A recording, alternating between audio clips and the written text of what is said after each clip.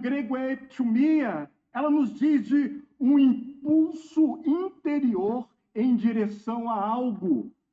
Então havia algo em Cristo, um profundo sentimento, um profundo desejo que o movia.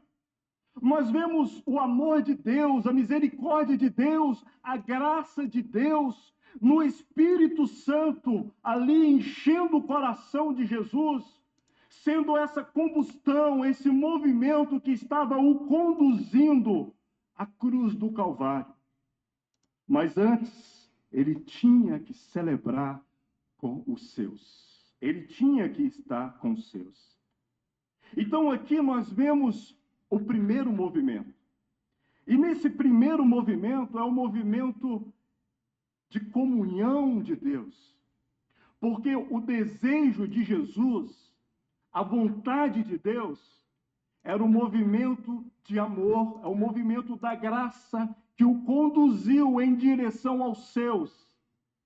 Então, nesse movimento, ele reuniu os seus, mesmo sabendo que dores o aguardava, mesmo sabendo que naquela mesa estaria o traidor que já tinha começado a trair ele.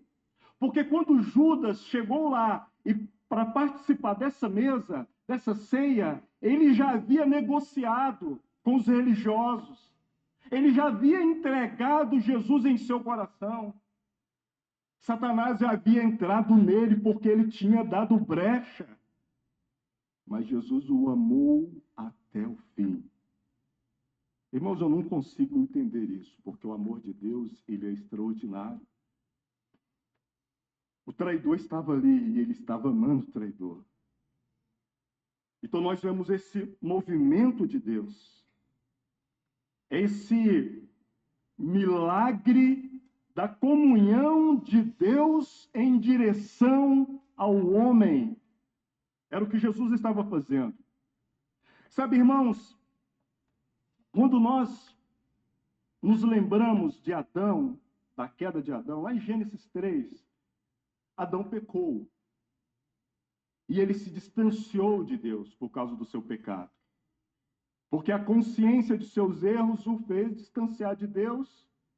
E a inconsciência dos seus erros o fez tentar, pelas suas próprias mãos, realizar a sua justificação. Ele tentou fazer isso. Nós vemos lá em Gênesis 3, do versículo 7 ao versículo 10. Então ele pegou as folhas de figueira e tentou fazer roupa para ele, porque os seus olhos abriu e por causa do pecado ele percebeu que estava nu. Mas esse é o movimento de Adão, que peca e que foge de Deus. Mas há um movimento de Deus, porque Deus procurou Adão. A voz de Deus foi ao encontro de Adão. E quando a voz de Deus achou Adão, e Adão temeu em seu coração e se escondeu mais ainda, o Senhor insistiu: onde estás, Adão? Cadê você? Cadê você, Adão, que todos os dias tínhamos comunhão na virada do dia? Cadê você, Adão, que os seus pecados te distanciaram de mim? E aqui eu estou me lembrando de Isaías falando, que são os nossos pecados que fazem separação entre nós e Deus, entre o homem e Deus. Mas, irmãos, pelo pecado, Adão saiu da presença de Deus. Mas pela misericórdia, Deus buscou Adão. Pelo pecado, irmãos, nós nos distanciamos de Deus. Mas pela misericórdia, Ele vem e nos busca.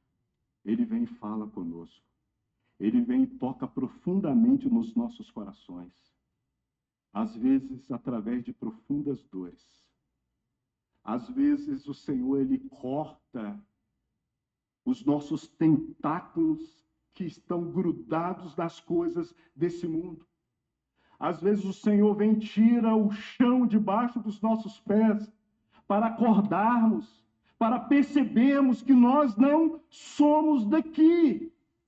Estamos passando por aqui, mas nós não somos daqui. Nós éramos pecadores condenados, mas agora nós fomos salvos pela misericórdia de Deus. Nós fugíamos de Deus, mas a voz de Deus nos encontrou e continua, irmãos, nos encontrando semana após semana. Porque o eco daquela voz, buscando Adão, continua na história ecoando e falando. A voz de Deus continua falando em toda a história. E nessa manhã Deus diz: cadê você? Cadê você? Cadê você que se esconde por causa dos seus erros e por causa dos seus pecados? Sim, os nossos erros, os nossos pecados nos conduzem à morte. E quando nós percebemos a santidade e a presença de Deus, isso causa em nós e deve causar em nós um terror santo. Como causou em Isaías, lá em Isaías 6. Quando ele percebeu a glória e a santidade de Deus, ele sentiu: agora eu vou morrer. Mas depois dessa percepção veio a graça de Deus. A redenção, a salvação, a obra de Deus. O Senhor continua falando para nós, irmãos. Porque o Senhor continua fazendo esse movimento de comunhão. Mesmo que você continua, muitas vezes, traindo Deus, se apartando da presença de Deus, traindo seus irmãos, se levantando contra os seus irmãos, blasfemando contra Deus, se rebelando contra Deus, a voz de Deus que falou para Adão continua ecoando para nós hoje. Cadê você? Onde você está? Quando você vai perceber que essas folhas de figueira, que as obras das suas mãos, não têm poder nenhum para te conduzir à presença dele? Quando que você vai entender isso? E vai receber, aceitar, considerar a graça e a misericórdia de Deus? Quando? Então nós vemos esse movimento, esse primeiro movimento de Deus. E tem uma cena em João 5 que mostra esse movimento de Deus em direção ao homem. Você lembra daquele enfermo no tanque de Betesda? Havia um tanque, o tanque de Betesda, e ficava ali vários enfermos ali. E algumas lições, abra comigo, João, Evangelho de João, capítulo 5. Eu quero considerar algo aqui com vocês. Evangelho de João, capítulo 5.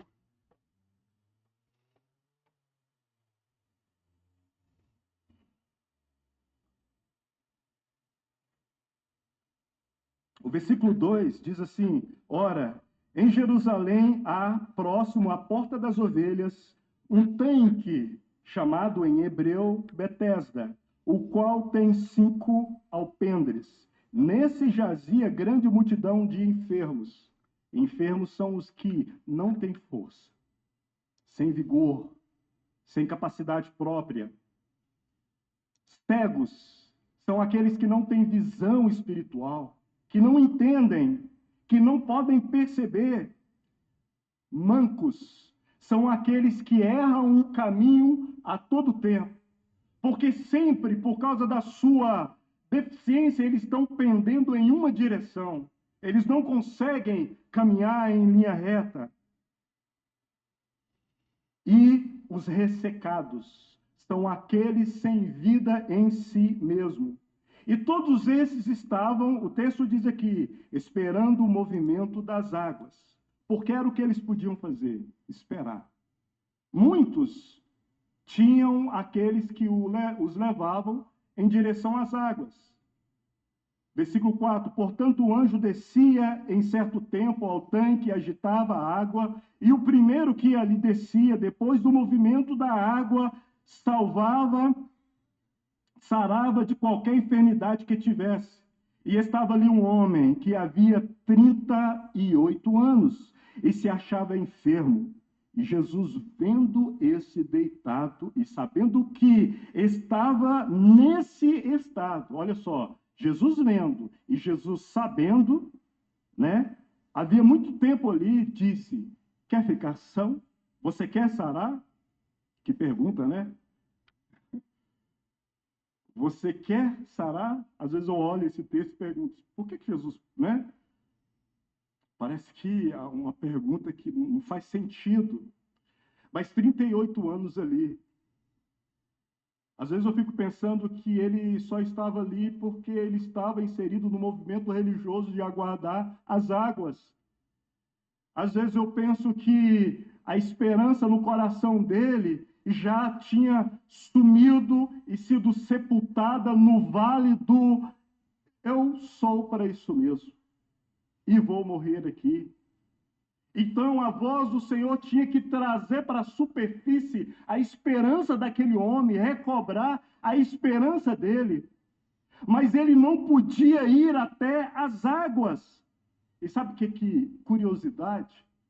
Betesda tem algumas traduções, eu quero elencar duas delas, que fala que é casa de misericórdia. E a outra tradução, que é muito maravilhosa, fala de casa